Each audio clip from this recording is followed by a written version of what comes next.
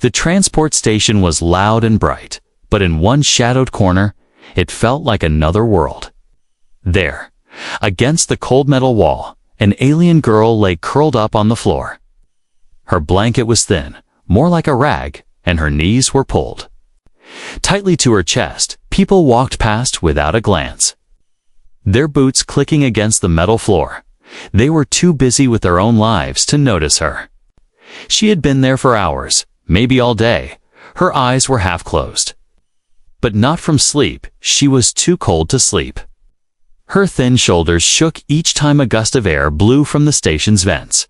The smell of engine oil and burnt food hung in the air. Somewhere, a child laughed, but the sound felt far away. No one spoke to her. No one asked her name. She was used to that. Being invisible had become a kind of safety. If no one saw her, no one could hurt her. But tonight, the cold was worse than usual. Her stomach growled softly, but she pressed her lips together. Food was something she had learned to live without. What she really wanted was warmth. Just once, she wanted to feel her body relax, to stop shaking. But in this station, warmth was for people who could pay. And she had nothing. She didn't even remember the last time she slept in a real bed. That was before the raids, before her family was gone, before she learned that kindness was rare. She had taught herself not to expect it. And yet, that night, something happened that she did not expect at all. Daniel had just stepped off a long-haul cargo run. He was tired, his back sore, his hands smelling faintly of engine grease. All he wanted was to check into a cheap cabin and get some rest. But as he walked through the station, he noticed the girl. At first, she was just a shadow in the corner. Then her eyes opened slightly, and they caught the light. For a moment, their gazes met. Something in her look stopped him, like she had been waiting for someone. Even if she didn't know it, Daniel hesitated, his bag hanging from his shoulder. He knew better than to get involved. People sleeping in station corners usually had complicated stories, but he also knew what it felt like to be alone in a place full of strangers. So he walked toward her. She stiffened as he approached, pulling the ragged blanket tighter around herself. "I'm not going to hurt you," Daniel said quietly. The girl didn't answer. Her eyes stayed on his face, alert, ready to run if he made the wrong move. He reached into his bag and pulled out a sealed pack of ration bread. It wasn't much, but it was warm from being near his body. He placed it on the floor in front of her and stepped back. She stared at it, then at him. Her hands moved slowly, like she thought it might vanish when her fingers touched the packet. A tiny breath escaped her lips, almost like relief. She opened it and took the smallest bite. Daniel noticed the way she chewed slow, careful, like every crumb mattered. He stood there for a moment, unsure what else to say. Finally, he nodded and turned to go. But something made him glance back. She was watching him, her eyes no longer half closed. It wasn't just hunger in her gaze. It was something deeper. Curiosity, maybe, or a silent question she didn't dare speak. Daniel gave her a small nod. Before disappearing into the crowd, the girl sat there, chewing slowly. The bread was soft and warm, and it spread heat through her chest. But it wasn't just the food that warmed her, it was the strange kindness of a man she didn't know. Long after he was gone, she kept thinking about him. She told herself it didn't matter. People passed through this station every day. No one stayed, and no one cared. Still, when she lay down again, the floor felt colder than before. The vents blew another gust of icy air across her blanket, and she shivered. Her eyes drifted to the far side of the station, where she had seen him walk. She told herself not to be foolish, but as the hours passed, the thought kept coming back. The thought of warm bread, the thought of warm air, the thought of a warm bed. By the time the lights dimmed for night cycle, she was already on her feet. Her bare toes made no sound on the metal floor as she slipped through the shadows. She followed the faint scent of engine grease. She didn't know why. And She didn't have a plan. All she knew was that something in her chest pulled her toward him. At last, she found herself outside a small rented cabin. A thin line of light shone under the door. Her heart pounded. She wasn't sure if she wanted to knock or run. Her hand lifted, hesitated, then dropped again. She took a step back into the darkness from inside. There was movement. Someone was coming to the door, and before she could hide, the door opened, spilling warm light into the cold corner of the station. The door opened slowly, and Daniel stepped into the doorway. The warm light from inside spilled out across the cold metal floor. For a moment, he didn't move, his eyes scanning the shadows until they fell on her. She stood frozen, caught between running and staying. Her blanket was clutched tightly around her, her hair messy, her eyes wide. Daniel recognized her instantly, the girl from the cold corner. He tilted his head slightly, as if to ask why she was there, but she didn't answer. Instead, she took a small step back, her bare feet whispering against the floor. "You followed me?" he said softly, not accusing, just stating the truth. Her lips parted, but no words came out. Daniel took a step forward, careful not to move too fast. "It's colder out here than it is inside," he added. She hesitated, her gaze shifting past him to the warm light behind. The heat from inside seemed to reach her, even from where she stood. "I'm not asking for anything," Daniel said, his voice calm. "I'm just saying. You don't have to freeze out here tonight." The girl's grip on her blanket loosened just a little. She glanced down at her bare toes, then back up at him. "Why?" she asked finally, her voice small, almost unsure if the question was allowed. Daniel shrugged. "Because no one should have to sleep on a floor when there's a bed right there." The word bed made her blink. It was a word she knew, but didn't really feel connected to. Beds were for other people, people who belonged somewhere. She shook her head slightly. I can't pay." Daniel's lips twitched in a half smile. "Good thing I'm not charging." Her chest tightened. Offers like that usually came with a catch. But something in his eyes told her this was different. Still, she didn't move. "Look," Daniel said, stepping aside so the doorway was clear. "You can stand there until morning if you want. Or you can come inside where it's warm." The heat from the cabin was tempting. It was like standing at the edge of a fire after being in the snow. Her body ached for it. Finally, she took one small step forward. Daniel stayed still, letting her move at her own pace, another step, then another, until she was standing inside the doorway. Her breath caught the air was warmer, softer somehow. The smell of tea and wood filled her nose. The floor under her feet wasn't metal, but a worn rug that felt strange after years of cold steel. Daniel closed the door gently behind her. No lock clicked, no barrier, just the quiet thud of wood against the frame. He moved toward a small stove in the corner and poured steaming water into a metal cup. "Here," he said, holding it out to her. She hesitated before taking it. The heat sinking into her hands, she held it close, letting the steam touch her face.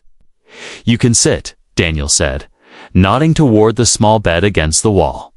She looked at it like it was something dangerous. It was simple, just a mattress, a blanket, and a pillow, but to her, it looked too clean, too soft. "Go on," Kay encouraged. Slowly, she sat on the edge, her posture stiff, her feet still ready to move if needed. Daniel didn't push her. He sat down on a crate across from her, sipping his own drink. "What's your name?" he asked after a while. She hesitated, then whispered it, her voice barely above the sound of the stove. Daniel repeated it quietly, like he was testing the shape of it. No one had said her name like that in a long time. Without mockery, without impatience, she stared at him. Still not sure why he was doing this. "You can stay here tonight," Daniel said. "The bed's yours." Her eyes widened. "Where will you sleep?" Daniel shrugged. "On the floor," she frowned. But it'll be cold. He smiled. Faintly, I've been colder. The thought of him on the floor didn't sit right with her. In her world, people didn't share warmth. They took it for themselves. Maybe we can both. She started, then stopped, unsure how to finish. Daniel didn't press her rest. He said simply, "We'll figure it out." She nodded slowly, still gripping the warm cup in her hands for the first time in years. She felt something in her chest that wasn't fear. It was small, fragile, but it was there. She set the cup down and looked at the bed again. The blanket on it looked thicker than anything she had used in her life. When she lay down, the mattress gave under her weight in a way that made her feel like she was sinking into safety. Daniel turned off the stove light, and the cabin fell into soft darkness. The hum of the station outside faded into the background. For a long time, she stayed awake, listening to his quiet breathing from the crate. The warmth of the bed wrapped around her, and her eyes grew heavy. She didn't know what tomorrow would bring. But tonight, for the first time, she wasn't cold. The station's night cycle was quiet, but inside the small cabin, the silence felt different. It was not the silence of being ignored, or the silence of cold corners. It was a warm silence. The alien girl lay on the bed, her small frame barely making a dent in the mattress. The blanket was heavy, soft, and warmer than anything she had ever touched. At first, she kept her arms outside, unsure if she was even allowed to wrap herself in it. But the heat tempted her, and slowly she pulled the blanket over her shoulders. The warmth sank into her bones, making her eyes sting. She had not expected this. She had thought a bed was just a soft floor. But this felt like being wrapped in safety. She didn't understand why something so simple made her heart ache. Daniel sat on the crate, leaning back against the wall. He had taken off his boots and set them by the stove. His eyes were half closed. But he was still awake, better than the floor at the station. He asked quietly. She nodded once, her voice small. "It's warm." Daniel smiled faintly. "That's the idea." She studied his face in the dim light. Humans were strange. His eyes didn't look at her like she was a problem to solve, or a thing to pity. He just looked. Normal, safe. Minutes passed, and she shifted under the blanket. "You can lie down too," she said softly. Almost unsure if the offer would offend him, Daniel raised an eyebrow. "You sure?" She hesitated, then nodded the bed. "It's big." He stood, stretching his back, and walked to the other side. When he sat down, the mattress dipped slightly. For a moment, they both just stared at the ceiling. The space between them felt like a quiet agreement, close enough to feel the other's warmth, far enough to feel unthreatened. She turned her head slightly, her voice barely above a whisper. "No one ever let me stay before." Daniel didn't look at her, but his voice was steady. Then they didn't know what they were missing. Her throat tightened at the words. She pulled the blanket higher, the edge brushing her cheek. Her body was still tense, unused to the idea of safety. Every creak of the building made her ears twitch, but slowly, the steady sound of Daniel's breathing began to calm her. Somewhere in the middle of the night, she woke from a dream she couldn't remember. Her chest felt tight, her hands gripping the blanket. Daniel's voice came, softly in the dark. "You all right?" She swallowed hard. I thought I was back there." He didn't ask where there was. Instead, he said, "You're here now, not there." The words were simple, but they reached her in a way she didn't expect. She shifted closer, her cold hands brushing his arm without meaning to. Daniel didn't move away. His warmth was steady, real. She let her hand rest there for a moment, then tucked it back under the blanket. The cabin smelled faintly of tea and wood smoke. She listened to the hum of the heater and the distant sound of ships docking in the station. The bed seemed to hold her in place, like it wouldn't let her slip back into the cold. She realized her eyes were closing without her meaning to. But before she drifted off again, she whispered. Thank you. Daniel's reply came after a pause. Get some sleep. It was the kind of answer that didn't need more words. When morning came, the first thing she noticed was the light. It filtered through the small window, soft and pale. The second thing she noticed was that she had not woken up shivering. Her body felt rested in a way she had almost forgotten was possible. She sat up slowly, her hair falling across her face. Daniel was still asleep, one arm thrown over his head. She watched him for a moment, feeling something she couldn't name. Something that made her chest feel both light and heavy at once. The blanket was still wrapped around her, and she didn't want to let it go. But she slid off the bed, her bare feet touching the rug. She walked to the stove and stood near it. Remembering the night before, she had been afraid to come inside. Afraid. It was some trick, but it wasn't. It was just kindness, and now she didn't know what to do with it. Daniel stirred, opening his eyes and sitting up. Morning, he said, his voice still rough with sleep. She nodded. Morning, for a moment. They just looked at each other. Then Daniel smiled faintly. So, still think the bed's dangerous? She shook her head. No, I think it's home. The word slipped out before she could stop it. Daniel didn't laugh, didn't make a joke. He just looked at her with that same steady expression. And in that moment, she realized she didn't want to go back to the cold corner ever again. The day passed quietly, but the girl's mind was restless. Daniel had gone out for a few hours to buy supplies. Leaving her in the cabin, she stayed inside, curled on the bed. Holding the blanket around her like a shield, the thought of stepping back into the cold corridors of the station made her stomach twist. This room felt different. It was still small, still simple, but it felt like a world apart from everything outside. When Daniel returned, he brought food. Real food, not ration bread. The smell of it filled the cabin, making her eyes sting with a feeling she didn't fully understand. They ate in silence, but it wasn't the heavy silence she was used to. It was comfortable still. In the back of her mind, she couldn't stop wondering how long could this last. That night, the cabin was darker than before. The station's lights dimmed to almost nothing. Outside, the hum of ships had faded, replaced by a stillness that felt almost like holding your breath. Daniel sat on the edge of the bed, unlacing his boots. You should get some rest, Kay said, his voice low. She hesitated, watching him. Are you sleeping here again? He nodded. If you're all right with it. Her voice was small, but steady. I am. They lay down, keeping that careful space between them. The blanket covered both, its warmth spreading evenly for a while. There was only the sound of the heater and their breathing.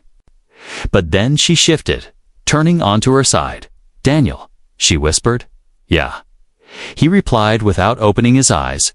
Do you believe people can change? His eyes opened slowly, and he looked at her in the dim light. I think some can, he said. Why? She swallowed hard, her fingers curling in the blanket. Because I don't think I used to be this person. Daniel didn't push her to explain, but his voice was gentle. What person? The one who waits for help instead of running, she whispered. Her voice trembled, and Daniel realized she wasn't just talking about tonight. He turned onto his side to face her. You've been running a long time, haven't you? She gave a tiny nod, her eyes glinting in the faint light. She stared at the wall as if she was looking at something far away. When I was younger, I had a place. Not much, but it was mine, she began. Then they came the ones who take everything. Her voice cracked and she stopped, breathing slowly, as if the memory itself was too sharp. Daniel waited, letting her speak at her own pace. They took my family, my home. And then they took me, she said. I got away, but it didn't matter everywhere I went. I was still alone. Her words hung in the air like smoke. Daniel's chest tightened, but he kept his tone steady. "You're not alone now, her." Gaze flicked to him, searching his face for a reason to believe him. But she saw no doubt there, no hesitation. Slowly, she moved closer, the blanket shifting between them.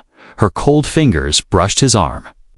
Not by accident this time, Daniel didn't flinch. Instead, he let his arm rest near hers, close enough for her to feel the heat. For her, the warmth wasn't just in the blanket anymore, was in the presence of another person who didn't look at her like a burden. Minutes passed in silence. Then she whispered, "Do you ever get scared at night?" Daniel's lips curved into a faint smile. Everyone gets scared sometimes. She thought about that, then nodded. "I used to be scared of sleeping," she said, "because if I closed my eyes, I didn't know who would be there when I woke up." Her voice was shaking again, but softer now. Daniel's voice was calm, grounding. "You can close your eyes tonight, and I'll still be here when you open them." The promise was simple, but it wrapped around her like the blanket. She closed her eyes slowly, listening to the steady rhythm of his breathing. For the first time in years, the dark didn't feel like a trap pit, felt like a place where she could rest. Her breathing evened out, her body relaxing inch by inch. Daniel stayed awake a little longer, watching the faint rise and fall of her shoulders. He didn't know what tomorrow would bring. Trouble had a way of finding people like her. But tonight, she was safe, and he would make sure it stayed that. Way outside, the station lights flickered. A reminder that the wider world was still dangerous, but inside the cabin, the danger felt far away. The girl slept without curling into a ball, without holding herself like she expected to be kicked. Awake, Daniel closed his eyes at last. The warmth of the bed and the quiet of the night settling over them both. In the stillness, a silent truth formed between them, a truth neither had spoken yet. They were no longer strangers, sharing a bed for convenience. They were two people holding back the cold together. Morning came softly, the pale light slipping through the small window. The warmth of the blanket still lingered, and for a long moment, the alien girl didn't move. She lay on her side, listening to the steady rhythm of Daniel's breathing. It was strange, she was awake, yet she felt no urge to get up and run. No instinct telling her to prepare for danger. Her muscles, for the first time in years, were loose, not tense. She looked at Daniel, still asleep, one arm resting over his chest. There was no weapon in his hand, no harsh lines in his face, just a quiet calm that made her feel like maybe the world wasn't always cruel. The smell of something warm began to fill the air. She blinked in confusion. Daniel was still lying there. So where was it coming from? Then she realized the stove had been set on a slow timer. Steam curled upward from a small pot, carrying the smell of broth and herbs. Her stomach tightened, reminding her she hadn't eaten since last night. Carefully, she slipped out of bed. Her bare feet touching the rug, she moved to the stove, lifting the lid just enough for the scent to wash over her. Her eyes closed for a second. It wasn't just food, it was comfort. The kind of comfort she had never allowed herself to expect. Behind her, Daniel stirred, his voice still rough with sleep. "You're up early." She turned quickly, almost guilty. "I smelled it," he smiled faintly. "Good, it means it's ready." He got up, moving with the slow, heavy steps of someone used 2 long days of work. He grabbed 2 metal cups and filled them with the steaming broth when he handed her one. The warmth seeped into her fingers. She took a cautious sip. The taste rich but simple. Her eyes flicked to him. "You made this before sleeping?" Daniel shrugged. "Old habit, from long trips, never know when you'll need something ready." They ate in silence, the kind that didn't feel empty. The broth filled her belly, chasing away the last chill of the night. When she finished, she held the empty cup in her hands, staring into it. Daniel noticed her quiet and tilted his head. "Something on your mind?" She hesitated. I don't. Remember the last time I had a morning like this? Daniel leaned back in his chair. Then we'll make sure it's not the last. Her lips parted slightly, as if she wanted to believe him. But a shadow crossed her face. People don't stay, she said softly. They always leave. Daniel's gaze didn't waver. Then maybe I'm not like most people. Her chest tightened at that. But before she could reply, a sharp knock echoed against the door. Both of them froze. Daniel set his cup down slowly. His eyes narrowing, the knock came again. Louder this time, she stood, clutching the blanket tighter around herself. Her voice barely above a whisper. It's them. Daniel turned to her. Who? Her throat worked as she swallowed hard. The ones I ran from? Daniel's jaw clenched, and he moved toward the door. Stay back, he said firmly, his tone not leaving room for argument. The knocking turned into pounding. A muffled voice shouted from outside, harsh and commanding. We know she's in there. Human, hand her over, and we'll leave you in one piece. Her heart pounded so hard she felt it in her ears. She took a step back until her knees hit the bed. Daniel stood still for a moment, then called through the door. You're not welcome here. The voice outside laughed, a cold sound that made her stomach twist. You think you can hide her? She's property, and property gets returned. Daniel's hand tightened on the door handle. Without looking back, he said, You're not property, and no one's taking you. The words made her chest ache in a way that was almost painful. No one had ever said something like that to her, not as truth, not as promise. The pounding on the door grew louder. But Daniel didn't move to open it. Instead, he stepped to the small window and glanced out. Two figures stood there, armed, their eyes sharp and hungry. He turned back to her. Pack your things, anything you need. She shook her head. I have nothing. His expression softened, then stay close to me. They stood there for a long moment, the sound of fists on metal echoing in the air. Daniel didn't open the door, didn't shout back. Eventually, the pounding stopped, replaced by retreating footsteps. She let out a breath she didn't realize she had been holding. Daniel stepped away from the window, his shoulders relaxing only slightly. They'll be back, he said quietly. But next time, we'll be ready. She swallowed hard, looking at him as if seeing him differently now. You didn't have to do that, she whispered. Daniel met her gaze. I know, and just like that, the morning felt different, not just warm, but stronger. She realized that this bed, this room, wasn't just shelter anymore. It was the first place that felt like it might fight to keep her asterisk. The cabin felt different after the men left. The warmth from the stove was still there, but it couldn't chase away the chill that had settled in the air. The girl sat on the bed, her knees pulled close, the blanket wrapped tightly around her. Daniel stood near the door, his arms crossed, eyes focused on nothing in particular. He was thinking, and she could see it in the way his jaw tightened every few seconds. Finally, he turned to her. They'll be back. Her throat tightened. I know. Daniel stepped closer, kneeling, so his eyes were level with hers. You have a choice, he said, his voice steady. We can leave before they return, or we can stay and make sure they never come for you again. She stared at him, her mind spinning. Leave? She asked, softly. To where? Daniel shrugged slightly. Somewhere they can't find you. Stations are big, and I know routes they won't think to check. Her eyes flickered toward the door, remembering the pounding fists and cruel voices. Part of her wanted to run, to disappear before they could get close again, but another part, a part she barely recognized, wanted to stay. She looked at Daniel.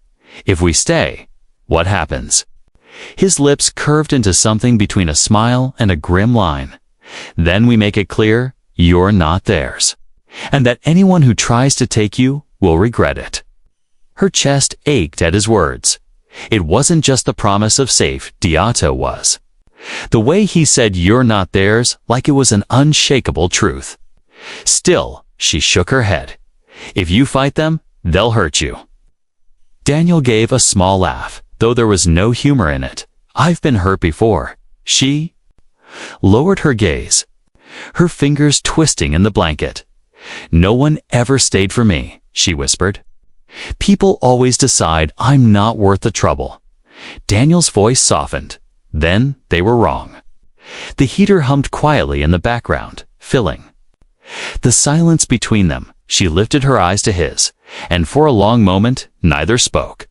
Finally, she asked, "If we run, would you still stay with me?" Daniel didn't hesitate. Yes, that single word hit her harder than she expected. It wasn't just an answer, was another promise. Her voice trembled. Then, "I don't want to run." Daniel nodded once, like he had been expecting. "That answer, all right," he said, standing. "Then we stay, and we prepare." The next hours passed in quiet but determined work. Daniel checked the cabin's locks, tightened the hinges on the door, and pulled a small blaster from under the bed. He laid it on the table, its black surface catching the low light. She watched him, unsure if she should be afraid or relieved. When he caught her staring, he said, "It's not for starting fights, it's for ending them." She nodded slowly, trusting him more than she trusted the weapon itself. As the day went on, she found herself moving around the cabin instead of sitting frozen on the bed. She gathered the few things she had: her blanket, the metal cup Daniel had given her, and a small scrap of cloth she kept hidden in her pocket. Daniel noticed the cloth and tilted his head. "What's that?" She held it close for a moment before showing him it was worn and faded. But it had been part of her family's old banner. "They took everything," she said quietly, "but I kept this." Daniel studied it, then nodded. "Then it stays here, safe, by evening." The cabin was different. The door was reinforced, a small alarm rigged near the window, and extra food and water were stored in the corner. Daniel moved with a quiet focus, but she could see the tension in his shoulders. When the last light faded outside, he sat at the table, looking at her. "They might come tonight," he said. "If they do, you stay behind me." Her chest tightened. "And if they hurt you?" He gave a faint smile. "Then you better make sure they regret it."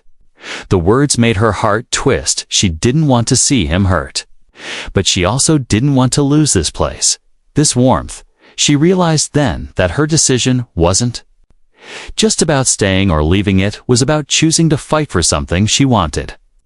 And for the first time in her life, she wanted something enough to stay, even if it meant danger.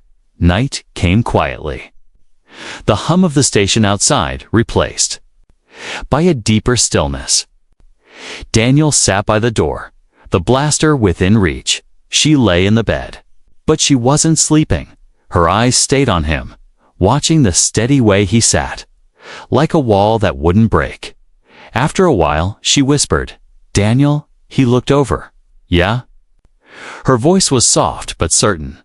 "I'm glad we're not running." His eyes softened. "Me too." The heater clicked, the only sound in the room.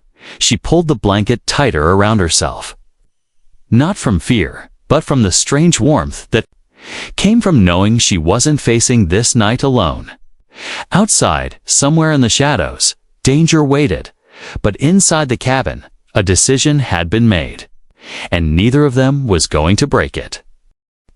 The night was still, too still, the kind of quiet that made every sound feel louder than it should. Daniel sat by the door, the blaster resting across his lap. The girl lay in bed, her eyes open, watching the faint light from the stove flicker across the walls. She wasn't shaking like she used to on cold nights, but her heart beat faster each time she thought she heard movement outside. Then, just before dawn, it came the sound of footsteps, slow and heavy. Daniel's head lifted, his eyes narrowing. The girl sat up, clutching the blanket, her voice a whisper. "They're here." A shadow moved past the small window. Daniel rose to his feet, silent and steady. The knock on the door wasn't polite, this time it was. A deep, hard thud that made the hinges rattle. "Open up, human," the voice outside growled. Last chance, Daniel's hand tightened on the blaster.